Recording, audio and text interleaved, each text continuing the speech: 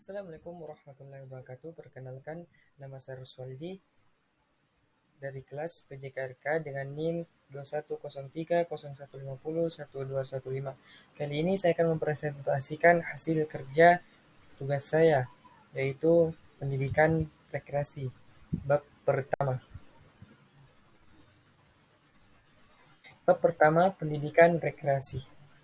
Bahasan, pengertian rekreasi berdasarkan beberapa pengertian rekreasi yang dilihat dari sudut pandang yang dilakukan, jelas akan berubah sebagaimana dirumuskan bahwa rekreasi itu merupakan kegiatan apa saja atau kegiatan yang bebas yang dilakukan secara sadar dan tidak untuk mendapatkan penghargaan, sedangkan kalau dilihat dari waktu dalam melakukan kegiatan rekreasi, hampir semua ahli mengatakan bahwa kegiatan yang dilakukan itu harus selalu dilakukan pada waktu senggang. Pengertian waktu luang. Yang pertama adalah waktu yang dipergunakan oleh manusia dengan kegiatan-kegiatan untuk mempertahankan kelangsungan hidupnya, atau dengan kata lain, waktu yang dipergunakan untuk memenuhi kewajiban hidupnya. Yang kedua adalah waktu yang dipergunakan oleh manusia dengan kegiatan-kegiatan untuk mencari nafkah atau kebutuhan hidup. Yang ketiga adalah waktu yang digunakan manusia secara bebas atau tidak ada paksaan dari kegiatan, kewajiban hidup maupun kebutuhan hidup.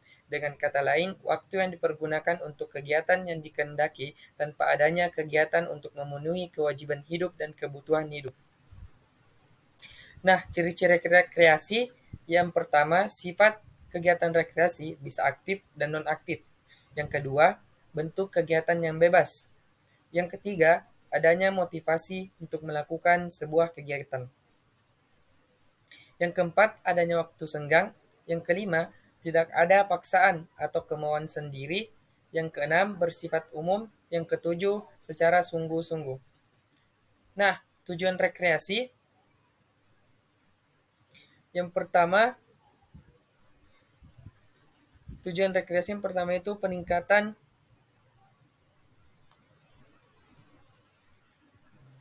tujuan perkembangan kesehatan. Peningkatan kesehatan adalah tujuan yang utama dalam pelaksanaan kegiatan rekreasi. Sebab hal itu berhubungan dengan pemanfaatan waktu luang yang dipergunakan dengan kegiatan yang bermanfaat bagi tubuhnya. Yang kedua, tujuan hubungan manusia. Dalam melakukan kegiatan rekreasi, sudah pasti tidak hanya dapat dilakukan diri sendiri saja, tetapi sudah barang tentu ada hubungannya dengan orang lain. Artinya, ada ketergantungan kepada orang lain. Tujuan yang ketiga yaitu tujuan hubungan hukum. Kegiatan rekreasi yang dilakukan pada suatu tempat rekreasi tertentu sudah barang tentu akan memberikan sumbangan perkembangan terhadap suatu masyarakat, di mana sumbangan itu adalah adanya solidaritas di lingkungan masyarakat tersebut akan lebih tinggi. Tujuan yang keempat yaitu tujuan mengembangkan diri, memberikan kemungkinan untuk mengembangkan kemampuan dan keterampilan yang masih terpendam, kemudian ia tergugah oleh inspirasi yang baik. Nah, kegunaan rekreasi yang pertama, rekreasi dan kesehatan. Rekreasi dapat menambah dan memelihara kesegaran dan kesehatan jasmani masing-masing individu. Yang kedua, rekreasi dan kesehatan mental. Rekreasi dapat membina sikap hidup yang sehat dan membahagiakan.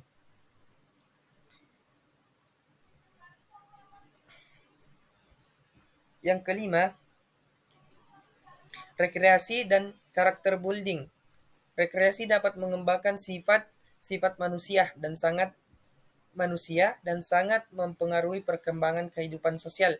Yang keenam, rekreasi dan pencegahan kriminalitas. Rekreasi dapat dipergunakan sebagai terapi untuk mencegah terjadinya kenakalan remaja.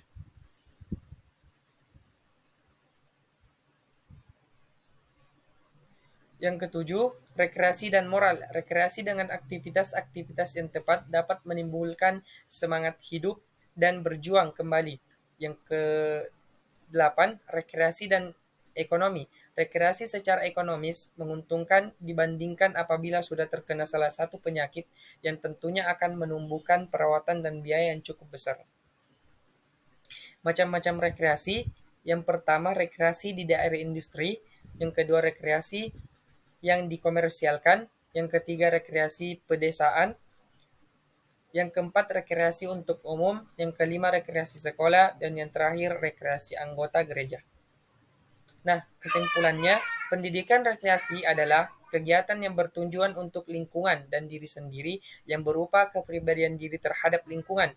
Di dalam setiap kegiatan rekreasi tidak hanya bersenang-senang semata, melainkan tanpa menghilangkan tujuan yang akan dicapai yang bermanfaat untuk lingkungan dan masyarakat.